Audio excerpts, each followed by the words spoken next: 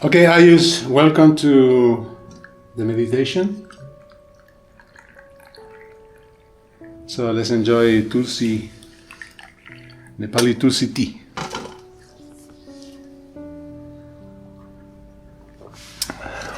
So how are you today? How's life today? I'm good. This week was a bit better than last one. What happened last week? Oh, better than previous week.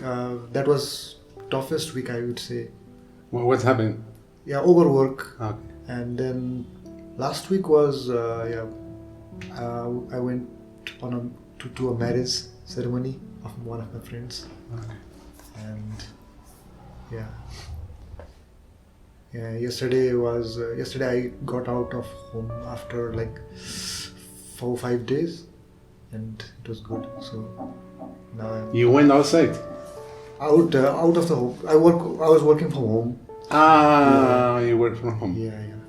And after 4-5 days, I went out on Saturday, and that was good. Okay, and how was the marriage? We have been talking a lot about marriage. How it feels to be a spectator of a Nepali marriage? Yeah. It's good because you have catering, good food, good drinking. No? And on that sense, it looks like a big celebration, no? Yeah, and I was also dancing a lot. Yeah, but how do you see yourself one day there being married or getting married? Especially if your parents don't allow you to marry a person who don't belong to the caste of your parents, no? That I think that is a big issue for you and your family. Yeah, I was thinking that. So celebrating marriage is awesome, but if there is no such thing to celebrate, and you are just doing for the sake of, not out of joy but out of the, what do you say, formality, then it would suck. My friend, he seemed happy because although they were arranged, it was arranged marriage, but they had a chance to interact even before the marriage, and I'm not sure if they went on an actual date or like that, but maybe they also did that, and actually their marriage was planned Mangshir, which was 1 month before it should have been, and it was postponed to next month. And due to that also they got a chance to interact together and get close. And due to that, even according to other people in that marriage, they were confused, like, are they love married? Is this a love marriage? They were asking, and it was like, it seemed that way for us as well, but we knew that it was actually arranged. So that also gave one point, that just because arranged marriage, love can be there is a possibility, but as you said, like, it is a hit or a miss. And maybe I'm thinking that in my friend's case it was a hit. Well, this is the first day, no? When you just put the boat on the sea, the first day is a celebration with the champagne bottle, no? The boat may sink like Titanic now, 2 weeks later, no? Yeah, we cannot say. Yeah, there's a possibility. Yeah, but my question is concerning, it is funny because I was working yesterday on the Osho's teachings, simply another quote of marriage.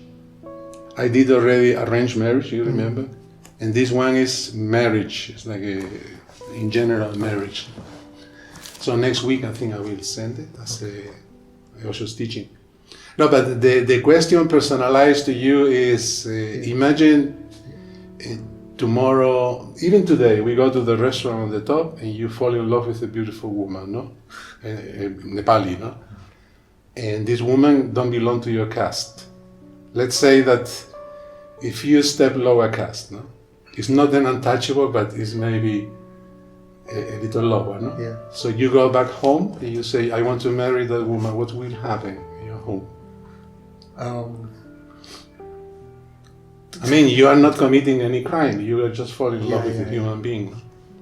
So you are asking about the situation in my family or what I feel about it? How would I... Both. So, you know, as any typical Nepali family, there are like hierarchies that are set out. There is a limit that they are flexible with. For example, they would allow Newars if they are out of the valley because the culture is same. Those kind of, I was just giving example. There are certain this kind of things, ridiculous things, let's say, and there are certain kind of boundaries, like they say, and as I said earlier, like they are hypocritical. They say things should change, but not with us. Why should we be the one becoming the change? They are that kind of mentality, and very interesting, because maybe that's the reason why maybe Nepal never really advanced economically and things like that. If people keep this mentality, coming from religion also, no? Things should change, but we don't change, no? The individual don't change, no? Yeah. The family cell don't want to change, but they will like that change happen, no? Hypothetically, no? As a modern idea, no? But the cell don't change. So how can you change the body, even in Nepal as a country? You see what I mean? Yeah. So that they will not allow you to marry that girl. Chances are, as you said, like there are, as I said, hierarchy. So if so there will be a little fight. There will be a little bit friction.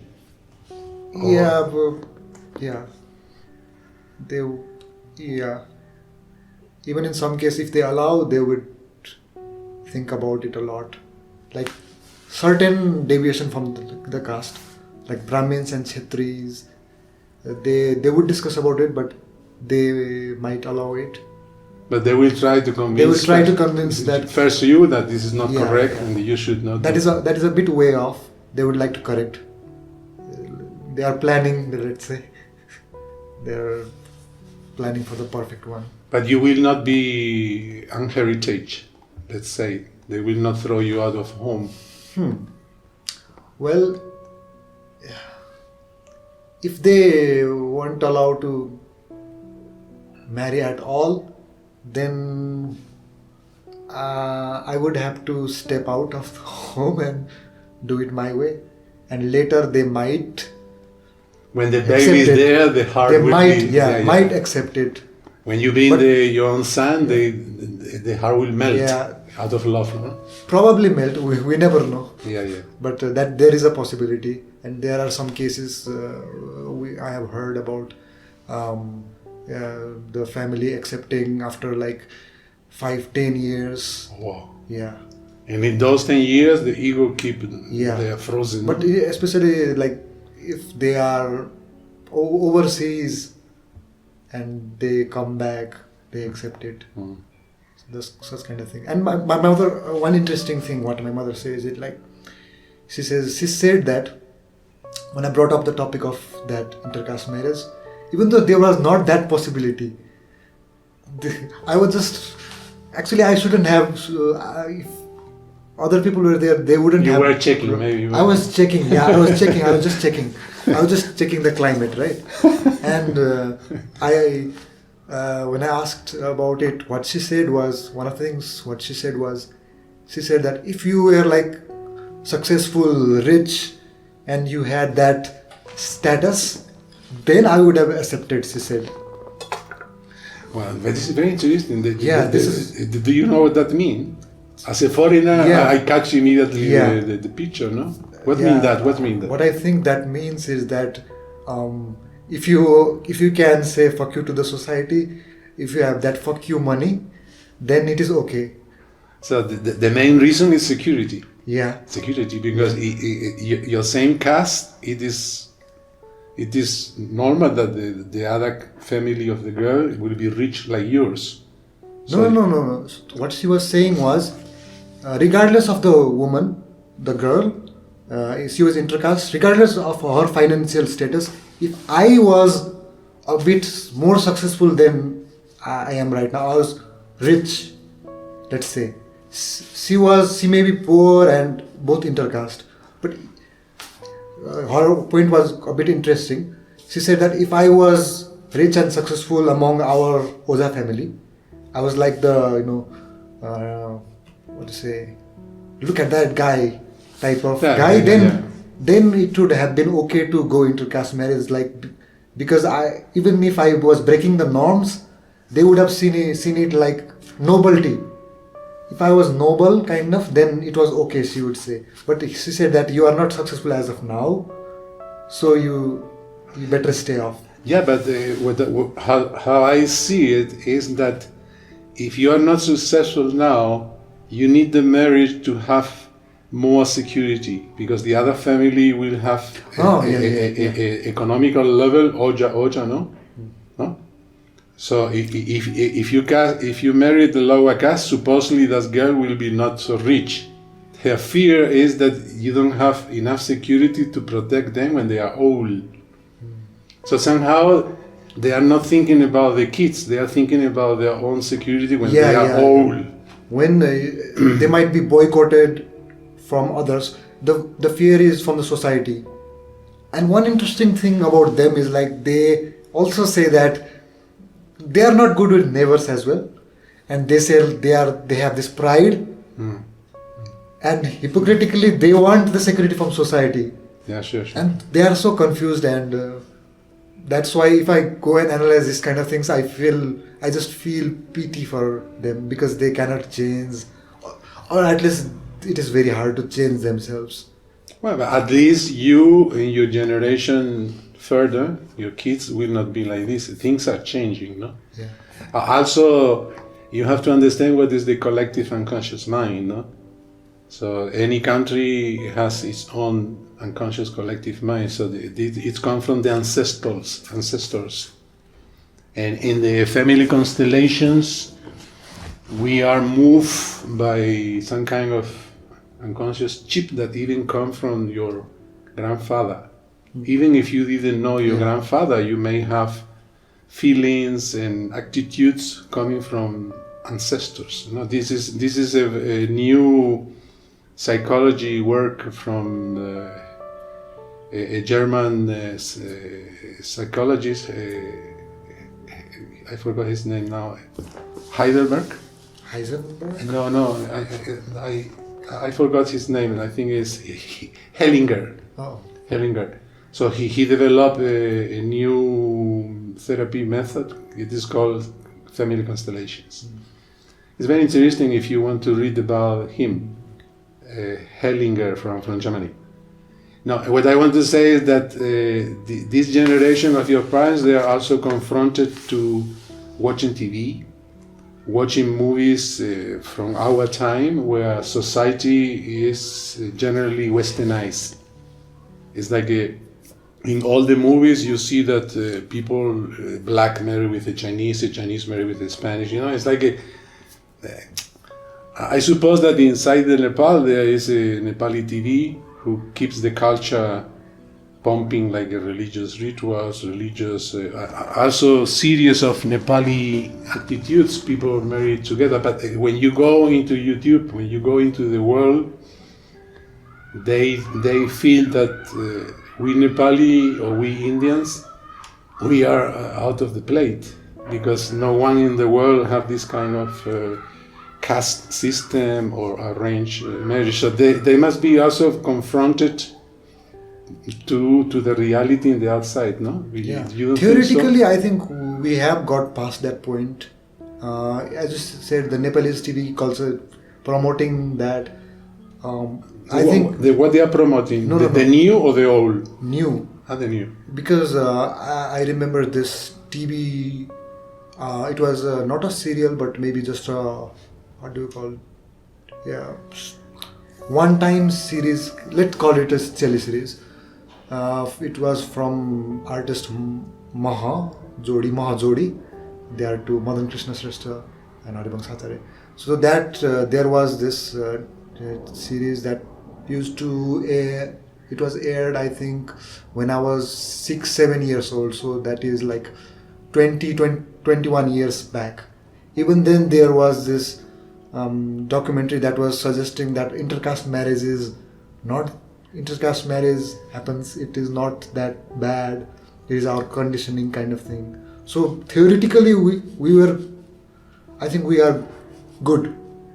But when it comes to practicality, like my father and mother, inside they know that this thing is ridiculous, but they are scared of the society mostly. And even if they are not that good at society, and they have their own pride, but sometimes they feel like, oh, what if we get isolated? But the truth is, they are already isolated, I would say. But they don't realize they are hanging by the thread, I think. My feeling observing, no, as a foreigner, love marriage also gives problems. No, people divorce. Arranged marriage, it looks like it's more safe. Yeah. But my observation is that I think God don't give the cake to anyone complete, full. So for me, the relationship between a man and a woman is based on intimacy. It's sacred. So a man and a woman getting together, for me, the goal is not the family. The goal is, I want to explore the opposite sex of mine. No? So why you get attracted to a woman if you are a man? Because there is a electricity, body electricity. You are born XX or vice versa, XY. There are two sexes, and this creates an attraction. So in this attraction, sex comes in, because that is the way attraction works. But then, if you want to grow spiritually, you have to move into intimacy. And intimacy, as I sent the last week this quote of Osho on intimacy to the group. It is very interesting that you study this teaching, because Osho says that intimacy is simply to open to the other. You don't have any secret, so the other can know all your highs and lows, and you share, and in this sharing, real love happens. But you are not yet thinking to have babies, to have security when I'm old. All these things is outside the real matter of men and women together. And this I observed that in Nepal, I was in India also, in arranged marriage, normally, the most of the time, it doesn't happen. So arranged marriage maybe don't create much friction, because the goal is the social security system. So you take the family, like your mother is saying, if you have a lot of money, okay, you can, but if not, you have to have the same level, because they are concerning with security. What's happening when I am old, my elder son have to take care of me. So they are not even concerning your happiness. They are concerning their own security. But you, as a modern man who is growing, who is meditating, now you feel interested in Osho, in all this new knowledge, from the spiritual growth. It is an amazing experience to move into intimacy with a human being. Intimacy means that you start opening your secrets. You share with your lover so many things, like you are a child. A child, when you are little, you trust your mother. You see how children trust their mother. No, they say everything. Mommy, anything they share. This is the state when adults need to reach to share with your lover, and this is called intimacy. And in this sharing, real love happens.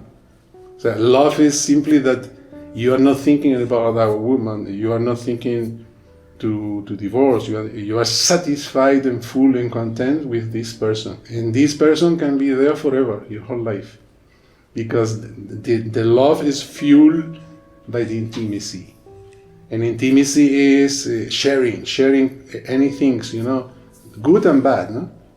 And I think in Nepali marriage, they marriage with the celebration of the wedding, catering. It's a celebration, no? They have this aspect of celebration. But then the goal is have kids, and there are roles, no? The woman take care of the kids, the man get money in Dubai, maybe, and then, but 1 year pass, 2 years pass, they are together, but they don't know each other. They are two strangers. And at the end, I call it, in Spanish, we call it like you are little brothers, no? It's your wife, but you are relating to her like you would relate to a brother or a sister living in the same home. It's harmony, you love her, there's love. You love your sister, you love your brother, no, there's love. But there is not the love of intimacy, loving a woman. You understand? So, in the end, this I observe in India already and here, that 20 years may have passed, 30 and 40, kids marry and they have grandkids and other things, but they both still remain strangers. Because they communicate on the level of just protocol things, we buy the bottle of water, do you pay the gas, the bike and things like that. So, life becomes a little bit like you are in a contract, in an enterprise, in a company, People love each other, there is respect. Then kids joins a lot the couple. They are my kids, they are my grandchildren. But this basic point that Osho brings, what is intimacy between two human beings? I think, I don't know if I make a mistake saying that, but maybe 95% of all the marriage in Nepal don't have intimacy. Hence, I never see at the street couples hugging, or in the West, when you see the couples, they are hugging, they are kissing, or even with kids, they are always hand by hand. And here in Nepal, I don't see that. And I think this is because... that is also due to another reason. We don't even see the lovers, teenagers doing so in Nepal. I think there is also another cause. They hide because the society will tell them this is not good to do. Anyway, but it is good that you are aware of that, no? That if one day maybe you never know with whom you fall in love, because love is something that comes and goes, and you never choose it. It has come and gone for a while, with so many instances of that. With some it went like quickly, with some it went like down and down and down, sometimes up and down. But But do you think that in your relationships before, this issue that your family may not accept affect you not to be really relaxed in a relationship with a woman? Actually, I am never in a relationship technically, but like, how do you even categorize a relationship? Like, that is a question. But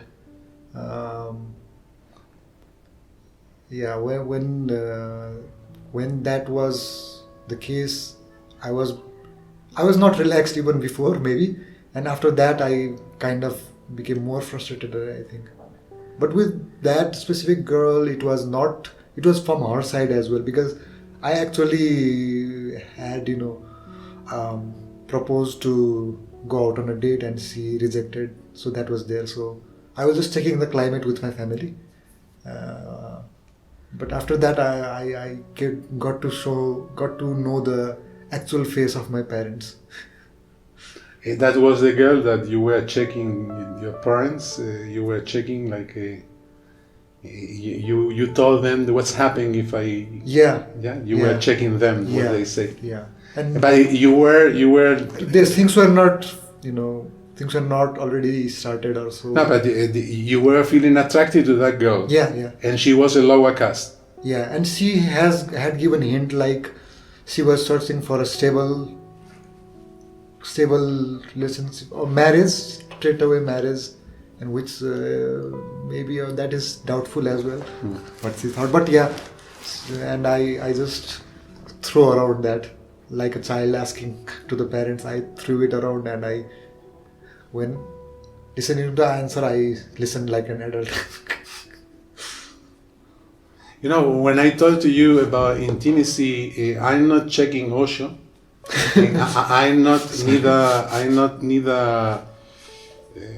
Let's say criticizing Nepal out of just critique. No. It's my own experience with Sanjana.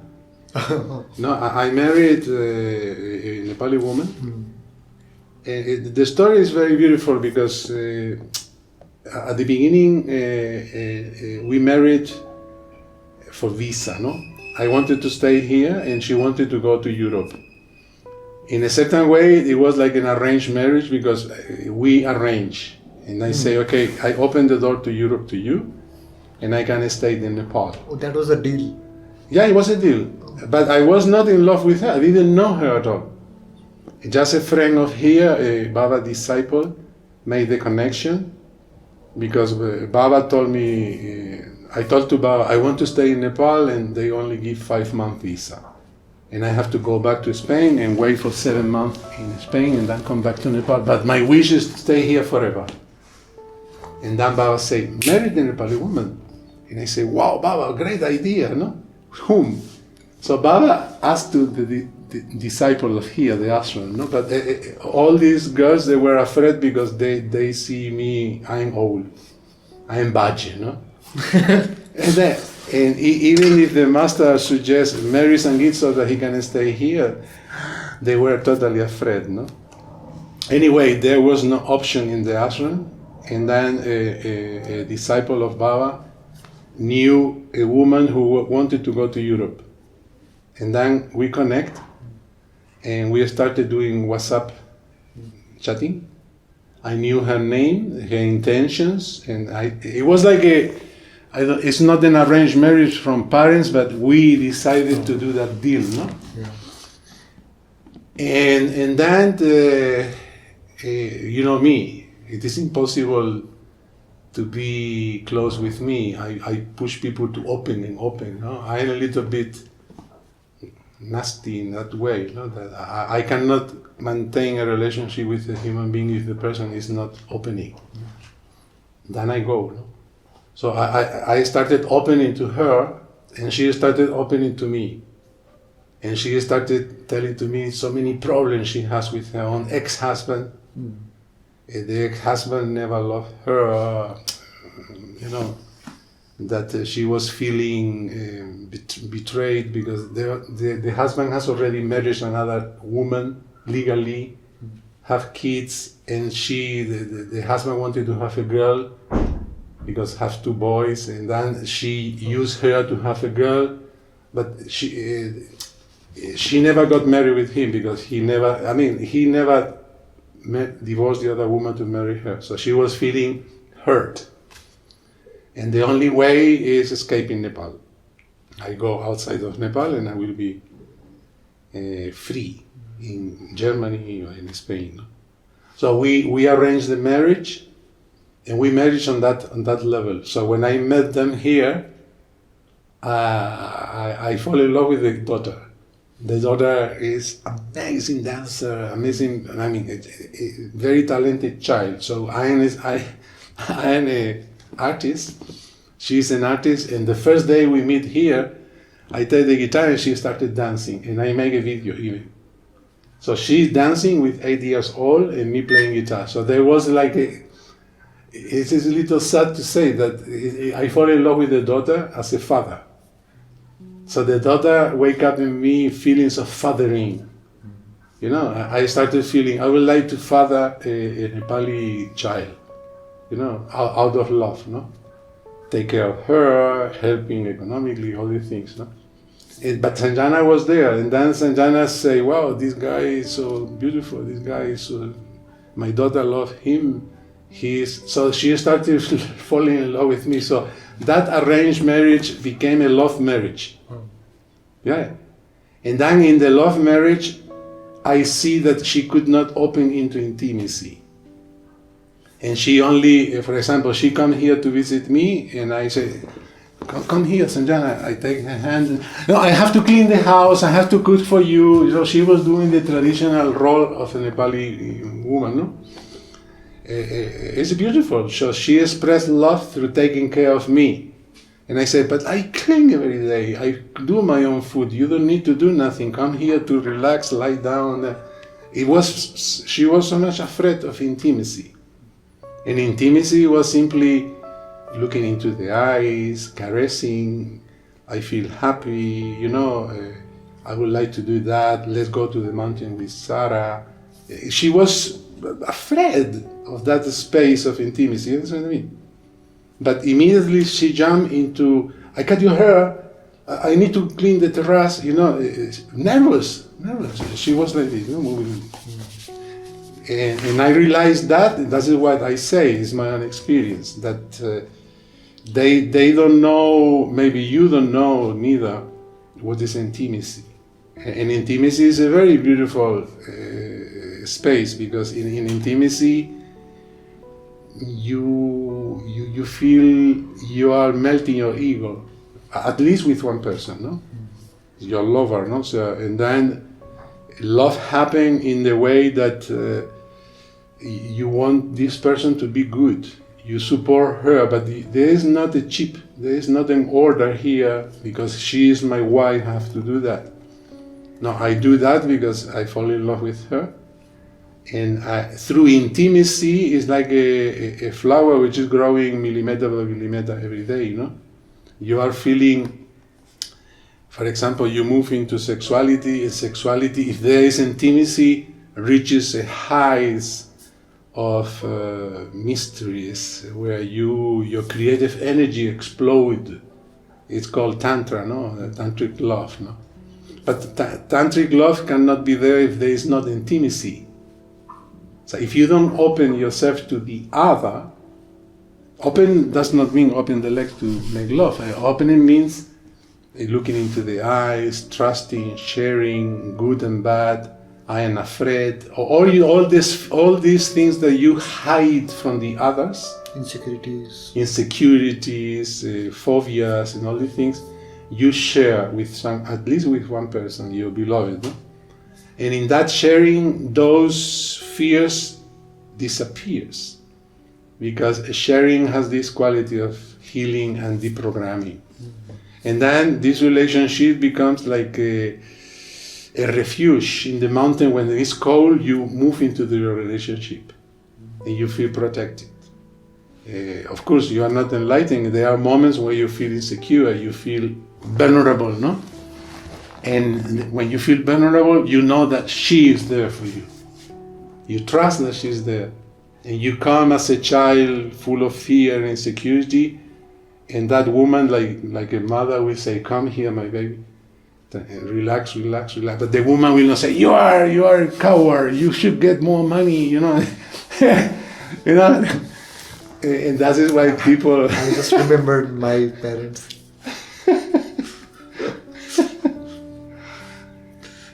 You understand intimacy? Yeah. I sent the last week that teaching. You should listen to Osho because it's very interesting. First to know the theory, the map, but you have to walk the path. You have to walk the path, and this is very difficult here because intimacy don't belong to the culture. Let's say that I have observed also another kind of people in Nepal, which is the Tamil people, that they are fucking like rabbits, they are in drugs and... Today's teenagers in general. Yeah. So it's like they copy the West and they move into simply, let's say, empty sex, just sex for sex. And this is boring, and that brings you also to a lot of problems, And the traditional Nepali marriage, I think, is good is very, very good as a family is concerned. It gives you a shelter, a house, food, a clan. But as a spiritual being is concerned, it's a jail. It's a jail. You feel... It was designed that way actually, as a clan, because those days where we were farmers, and the bigger and the more stable family we had, more of the workers in the farm. For sure. Yeah, and that was the motivation behind that, I think. Sure. And now I think the context is not the same, and For sure. that needs to be changed. It comes from the ancestors. Yeah, exactly. India, Nepal. Today, if you simply translate to the today's situation, I see it more like this. No, I have the example of Sanjana's family members. No, someone falls sick. No, I don't know even that person because they are relative. No. But Sanjana say, hey, we have to go to the hospital to donate money. Okay? And I'm a foreigner who don't know nothing about that, but I start watching, no? And I asked Sanjana, and I learned that one of the functions of the family is the social security. Because in Nepal, the government don't give you a social security. No? People don't have a free hospital, like in the West, in Western countries. No? And then the only security is the family. So the bigger the family, the more members of the family you have, the more support will come when you are in a very fragile situation, like falling sick in a hospital. And then in that situation, the relative, sometimes they come, they give the money and go. They don't even see the person in the room, you know what I mean? Because they don't have time, they are working or something, no? But they give 8,000, 10,000, 15,000, and at the end they reach the 2 lakh for the operation of the Kidney. bladder or something, you know, it's little things, you know. And this is today's situation, how I observe that the Nepali family is the replacement of the social security. Yeah.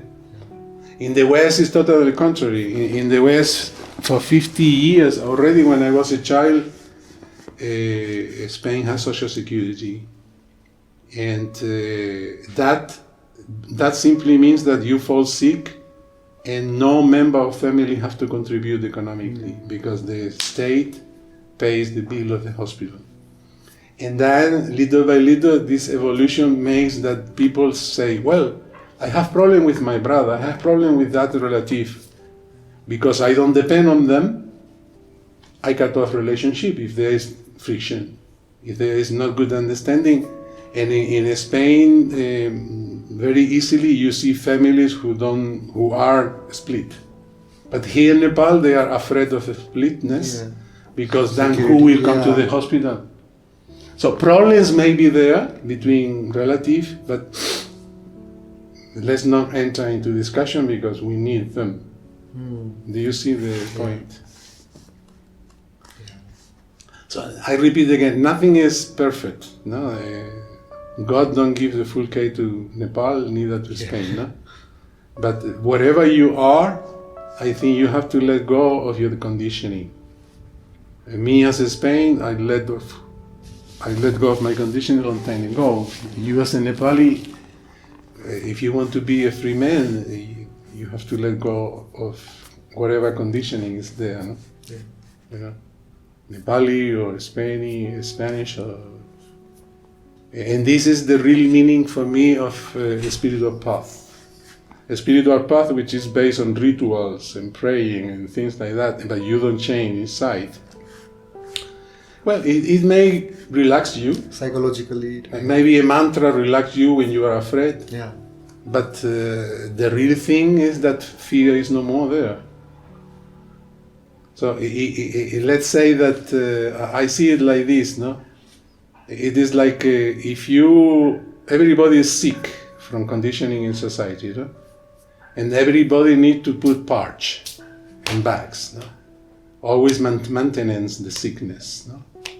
So for people who are sick, the maintenance is very important. And you glorify the maintenance. You glorify the medicine. You understand?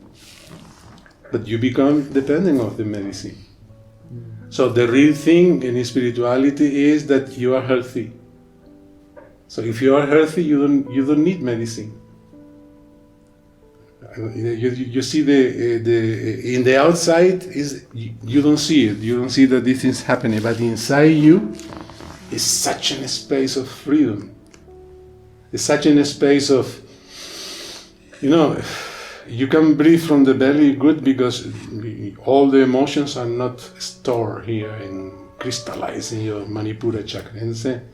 Because you have been, precisely that is the meaning of intimacy. You are not afraid of society because you yourself have already consciously let go of all those things that you have been hiding. Because you are afraid that society will judge you because of that. So if you yourself let go of that, then they will judge. Of course, they judge and you laugh here. Nothing touches you because you have let go yourself of that which you have been hiding. And with nothing there, you can call yourself you're healthy, mentally and spiritually healthy. So then, I'm afraid of sickness. I know you're not afraid of sickness because one day I have to die. Sooner or later I have to die. I accept. And sickness, the most of the time, is a rejuvenating process of the body. So you understand so many things that you are not afraid of anything. Many times in my life I observed very beautiful phenomena. No, so something happened. Even last week something happened. I forgot now. But have you ever had this experience that something negative happened? No. In the moment you say, "My God," and then 1 week later say, "Wow, it was so good that this thing happened because now I realize that because that negative things happened, now I realize that it was wonderful that happened." Many times. So even when you encounter a negative experience, it's bringing a teaching. And then when you got the teaching, after that you say, without this negative experience, I will not have grown. So actually, for a person who is in process of growth, there is no negativity at all. Because everything that is happening is given to you by existence as you need that to go one step further. You get the point? Yeah. And when you have this attitude towards life, fear disappears. You are not afraid of the judgment of the society. Yeah. Because you already drop it. So society will say, "You're stupid." You say, "I have accepted I am stupid." If you accept yourself, you heal. When they say you are stupid, you say, "It doesn't touch me anymore because me, myself, I have dropped that." So society at the end is the mirror which reflects your own inner reality. Yeah. If you change your inner reality, society has no Control. link. There is no bridge with them. They can laugh, they can criticize you, you simply go to sleep without any remorse. Let's move into meditation then. You remember that this kind of process of Mero SADHANA is talking about those things. It's very important to clarify the mind. Yeah. It's like you learn the theory, and then the second step is the practice of meditation. But the real test, number 3, I would say, is when the real situation happens in life. Let's say that you know about a marriage, you meditate, you have a good sadhana. Then comes the situation. You fall in love with a woman who is lower caste. You go back home and you say, "Mommy, I want to marry." That will be the best process of your life to prove if you have learned phase number 1, phase number 2. In those situations where you have to face the fear, is when you really transcend and grow. You understand what I mean? So maybe there are three phases, the theory is talking about your sadhana is very, very important, because whatever you talk about that, when you meditate now, it's like it goes very, very deep into your unconscious. You don't forget, you know? Some people, they just talk, but they don't meditate and then they forget. So it is like a seed that needs the ground to grow, no? to put roots into the earth. And this rooting into the earth is the practice of meditation. But then the last part is implementation. The experimentation of the real thing in life. Okay. So let's do then meditation. Okay, today I would like to show you a new meditation, which for me is a discovery here in Nepal, which is the singing bowl meditation. And a singing bowl is an object, no? Which is originally coming from the Tibetan monasteries. They say that the first singing bowls, they were done by the Tibetan lamas who got enlightened, and they listened to the divine sound. So these kind of monks, 1,000 years back in Tibet, maybe here also in the Himalayas in Nepal, they simply listened to the divine sound, and they wanted to transmit that in the outside to their community, to their disciples.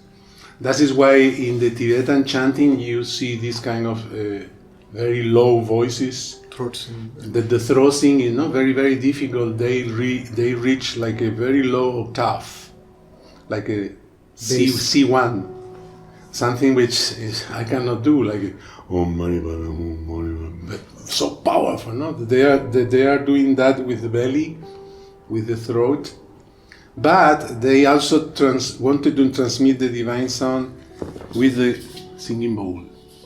And when it is said that the first makers of bowls, they were lamas. And the construction of the bowl is like a certain kind of mix of metals. Is it alloy of metal that it has between 7 and 12 metals. Normally 7, no?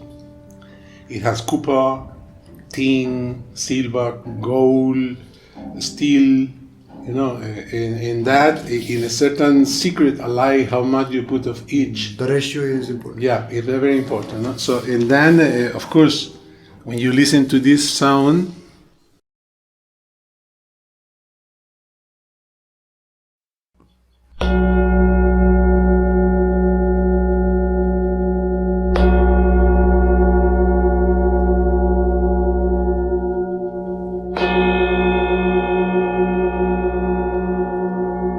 and you listen to the Om. Deep down there is a basic note, very low, which vibrates as the singing throat of the Tibetan Lama. And then there is a series of harmonics, overtones, that goes up to the fifth, to the third minor, fifth, third minor. And this kind of sound relaxes immensely. For example, Nadabrahma meditation by Osho, it is based on, there are 7, 8, 10 singing bowls recorded, different frequencies, and we sit and we hum, no? And we become the singing bowl on the belly, no? But the result of the meditation is amazing because you feel so deeply relaxed. Yeah. So I use the singing bowl as an external help, as an instrument outside that helps me to relax. Actually, I use it basically for healing and relaxation, and a support for meditation. And the way I do is simply, I like to buy this diameter of between 25 and 30 centimeters. And this allows you to put it in the head like a helmet. And then simply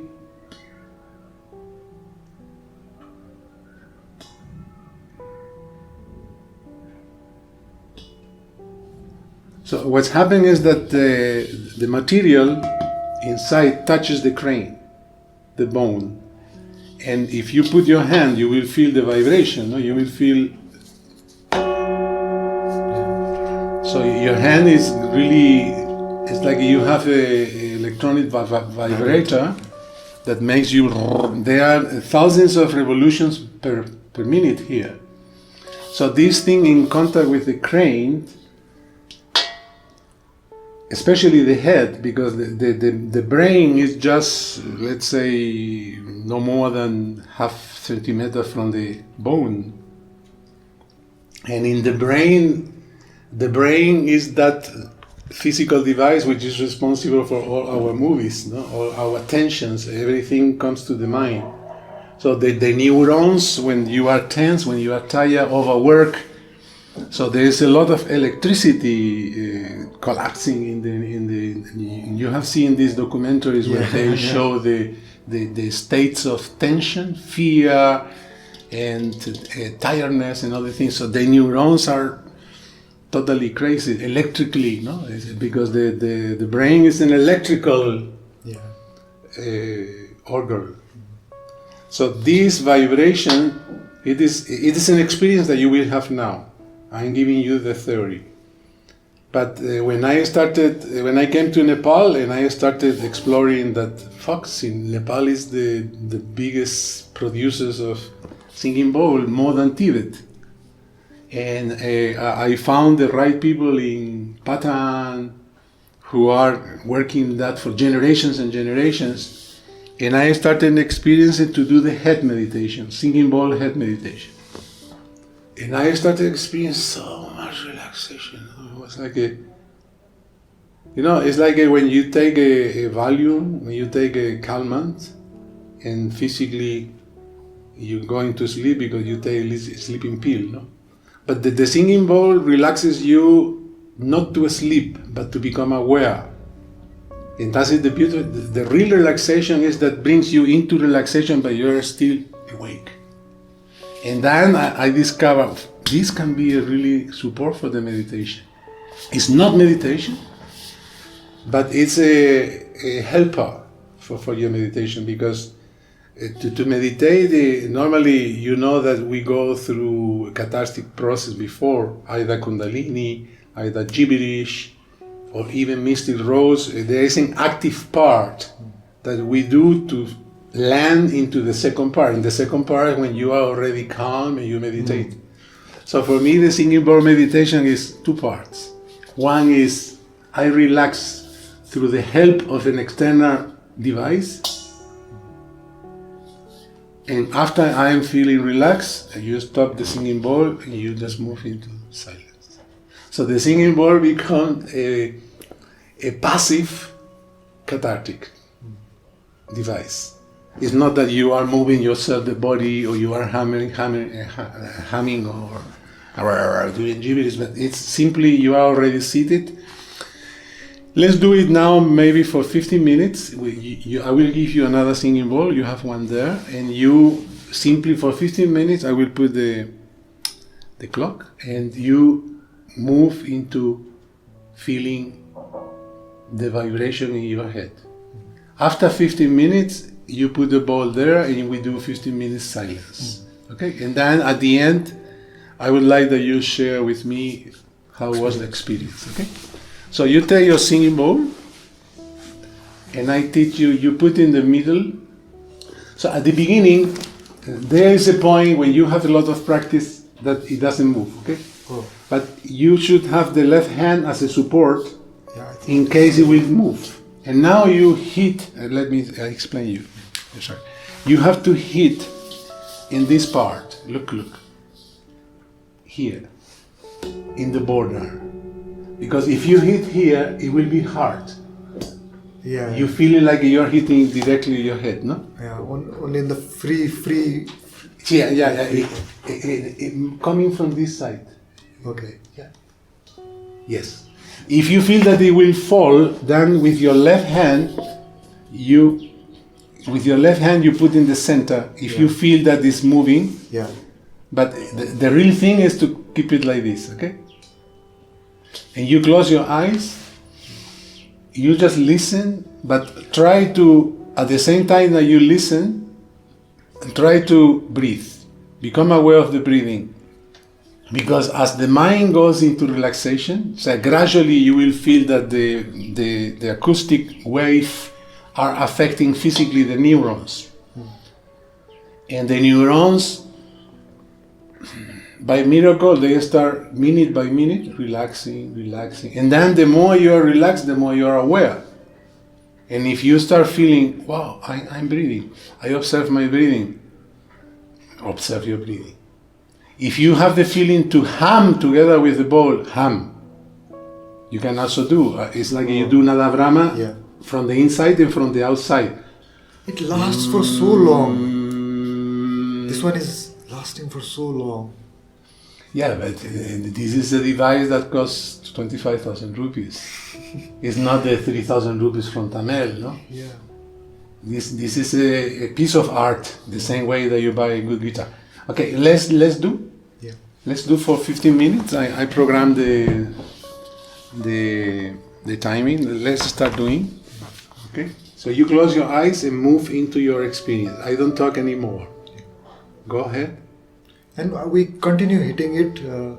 Yeah, It feels like it has gone down. I should hit it again. Yeah, you keep hitting in the 15 minutes first part. And when the second part finishes, you remove and you just move into silence. I meant like I hit it and then again I feel like it is going slow, then I can hit it again. Yeah, sure. Yeah. You can hit your own rhythm. Oh, okay. You choose how many times you hit. Okay, start.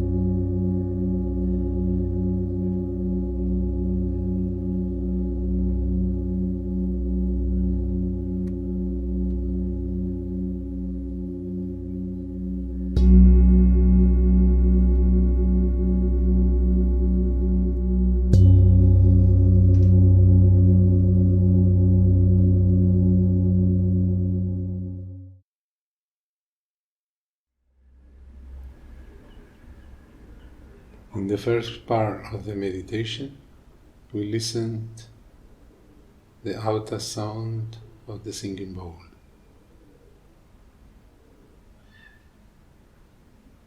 For 20 minutes, we train our capacity of listening.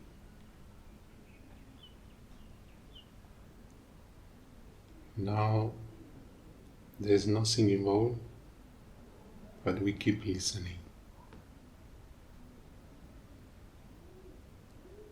Nothing disturbs you.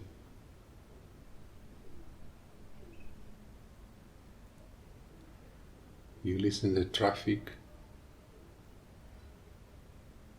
and your own breathing.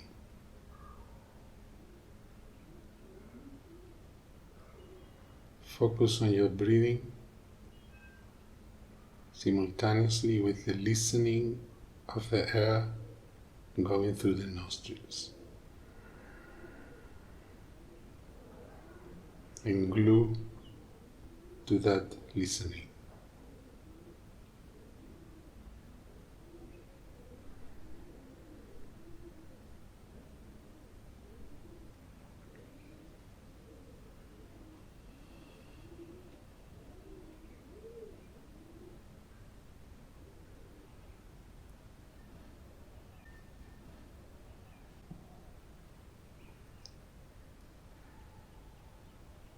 as the listening goes deeper, you may listen a frequency that comes from the inside. Maybe from far, you listen the sound.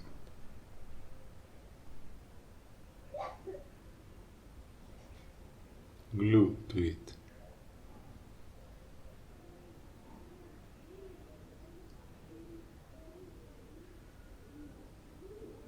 You listen the sound outside, your breathing, and maybe some kind of inner sound.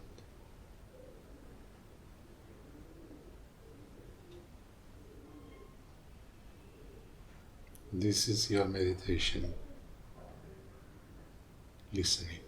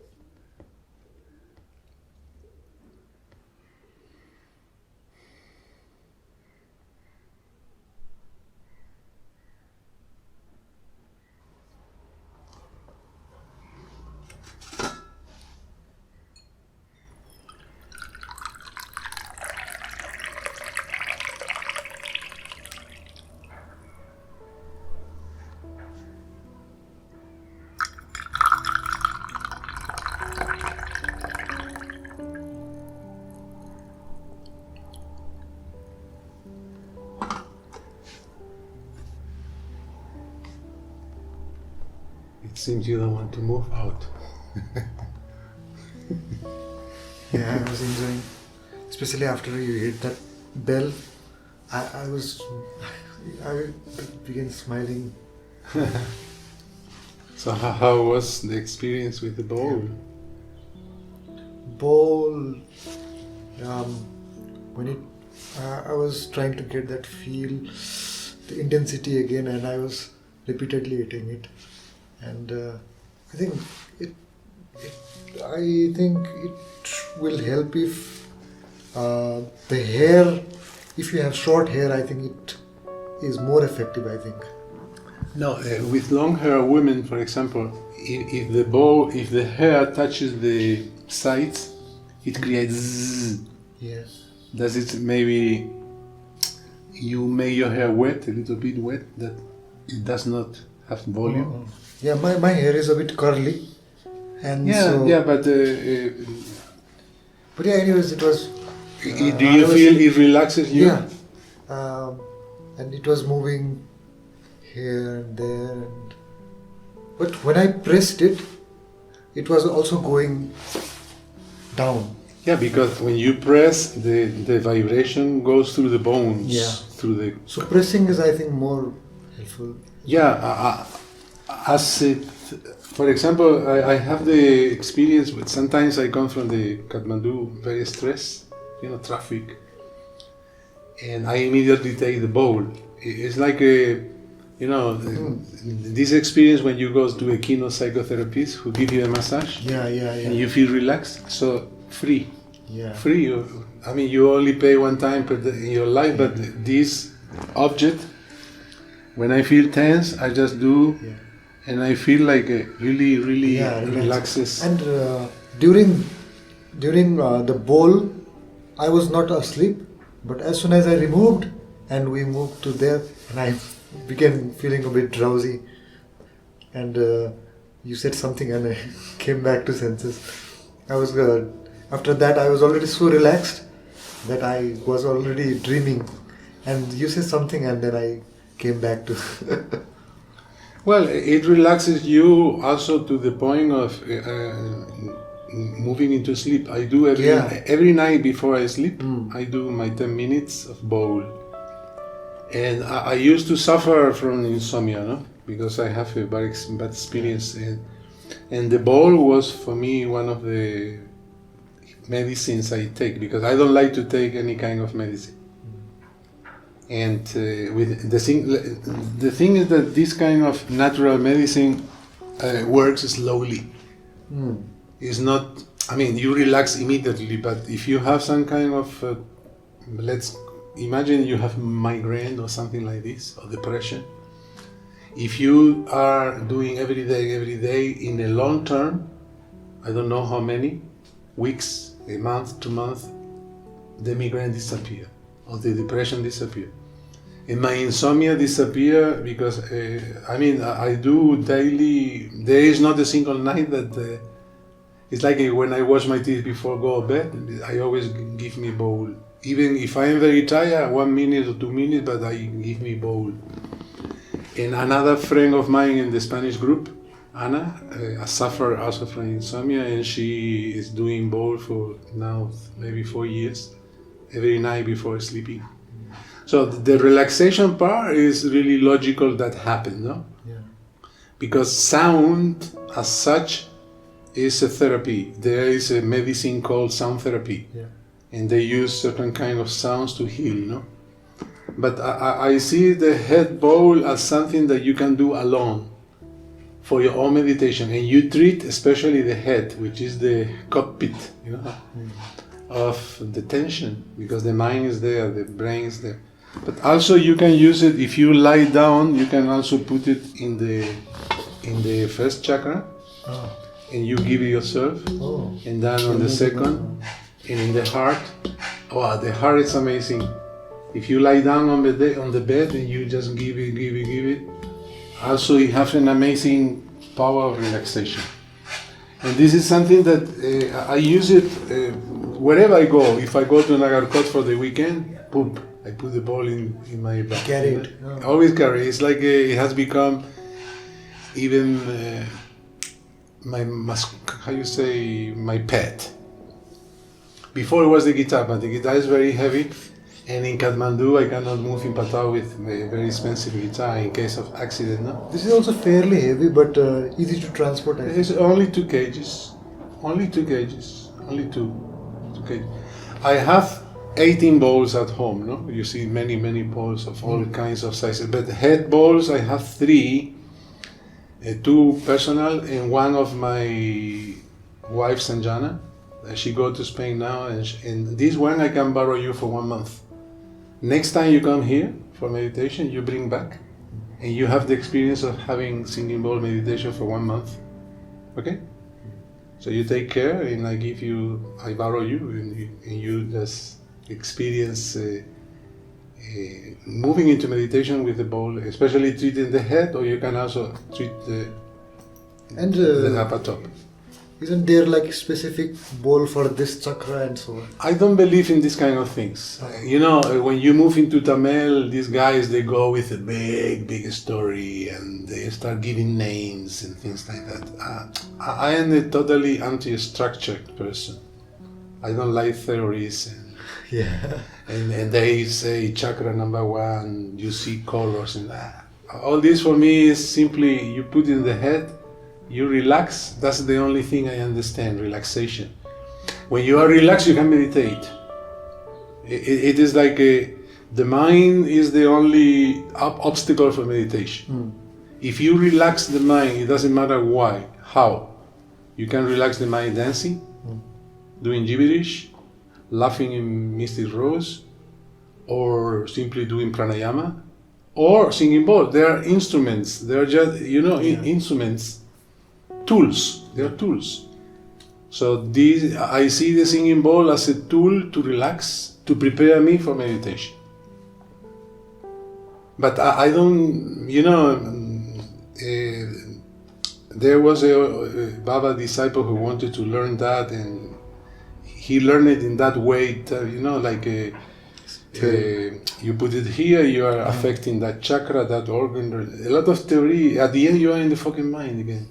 Yeah. When I put the ball in the head, I just enjoy the sound. It's like a shower of sound, Yeah. You take a shower, you go to the mountain, and you see this kind of little cascade coming with this feeling of feeling the water. For me, it's the same with sound. I just put that, and it's sound, and then something happens. I relax. So some effects on the physiology is affecting the neurons. It's not theory. I didn't read it anywhere. I experienced. I've enough. Finish. You relax, and if you are relaxed, you are more prepared to be in meditation. That's all. Also to sleep. And to sleep.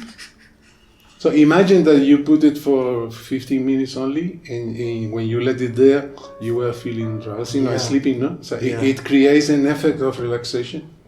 Good. I was feeling that my sleep was not enough, and it proved me today. I needed some sleep. And I dreamt a little, and when you said something, I came back. And also one thing, when the sound was going on, it was relating to it was connecting with other sounds in some way. The pigeon, that sound was making me aware of other sounds as well, I think. And I listened to that pigeon, and there was some vibrator kind of thing going on, and there was some similarity with this sound itself. It was like the bass sounds in some way, basic sound and others. And when it was removed, and I remembered other sounds that I heard with it, and I began listening to that pigeons, and then the tuck sound someone doing. Yeah, they were doing some work. So awareness it came. Awareness. Yeah. Sound wise. In this place, Baba Patik, method of meditation is divine sound. And training and listening is amazing because, if you observe the organ of listening, hearing here, ear here, the organ of listening is a whole. It's like it's passive. It's like a vagina, things enter there. It's a feminine organ. The eyes, on the contrary, they are masculine, and the eyes move to the outside, but the ears move to the inside. So when you close your eyes, already you are closing to disturbance in the outside. And then you listen, you move deep into your soul. Because it doesn't matter, the singing bowl is a help to start listening some beautiful frequency, But then the airplane passing by don't disturb you neither. Yeah. And you become aware of the airplane, and this is meditation. Yeah, I was thinking the same. If I was like normally, when we used to hear that the vibrator sound, they were constructing work, we used to feel angry, right? Irritated. Yeah, but after I heard with singing bowl, and then I feel connected with it, and even after removal, I was paying attention. It felt soothing. Good. This is the way. So I hope for 1 month you can experience with the bowl, okay? And if you feel it's a good help, then you have another tool. Yeah. You may need sometimes dancing. It's wonderful. You may need sometimes do gibberish. They are tools. Yeah. So and this is meditation. So this kind of listening meditation with the bowl is training for divine sound meditation. And this is something that you may discover in the future. Okay? So thank you. Thank you. I'm happy you enjoy Yeah. the singing bowl. Yeah, thank you.